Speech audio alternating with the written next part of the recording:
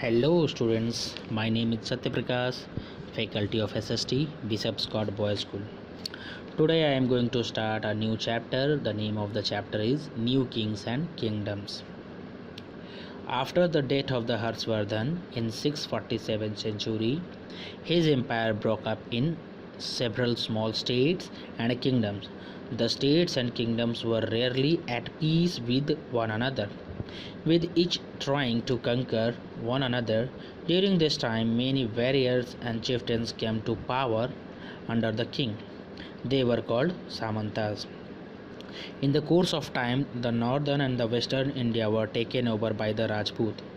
The most important of the Rajput kingdom were the Gurjar Pratihar, Chauhan, Parmar, Chandel, and in the eastern side, Pala dynasty, Rashtrakutas, Chalukyas, Pandyas, Cholas, Cheras, etc.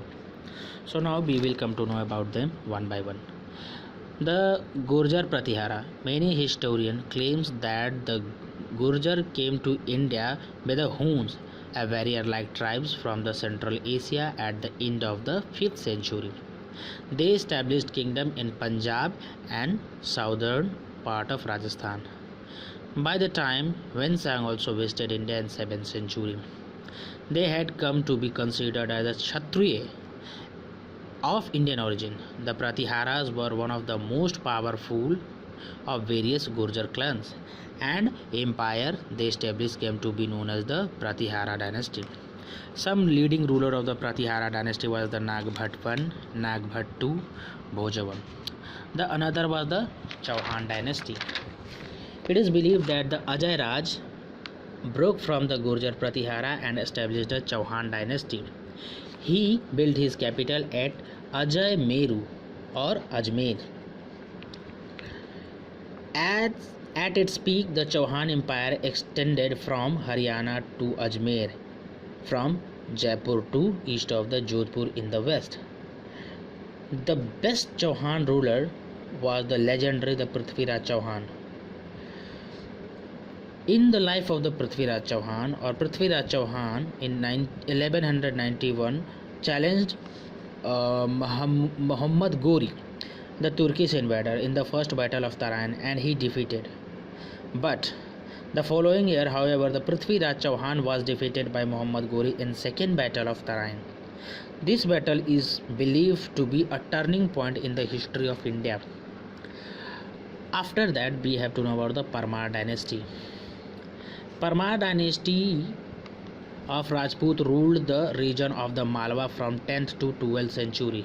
The most famous ruler of this dynasty was the Raja Bhoj, who ruled from 1010 to 1060 century. He is not to be confused with the Bhoj of the Pratihara dynasty. The capital of the Parmar, actually this was the Parmar dynasty, not Pratihara dynasty. I was confused. Okay, so they were the Parmar dynasty, and the capital of the Parmar dynasty was at Dhar. The Palas of Bengal. Let's know about the Pala. They ruled in the large part of Bengal. In 750th century, the people elected Gopal as their ruler. His son Dharmpal founded the Pala dynasty. And after the Dharmpal, Devpal ruled over the region. Later the Mahipal ruled, and he was defeated by the Rajendra Chola. They were the Buddhists. They were the last major Indian dynasty to embrace the Buddhism. The University of Nalanda was revived by patronage of Pala. Dharmpal established famous Buddhist monastery and college at Vikramshila.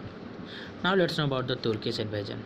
As we know that some leading rulers of the Turkish, that is the Mahmud of Ghazni, Muhammad Ghori, they ruled over the India.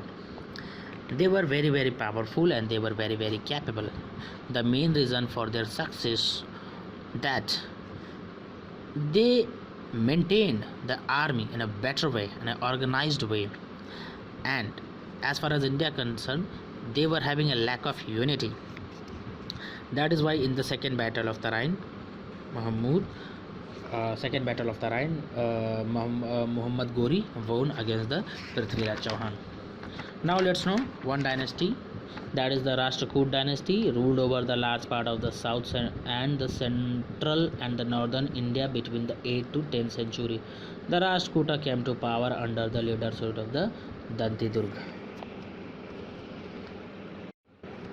And another dynasty, that was the Chola dynasty, that ruled from 1st to the 3rd century, and again in the 9th century. The leading ruler of the Chola dynasty was the Rajendra Chola, Raja Raj Chol. Thank you.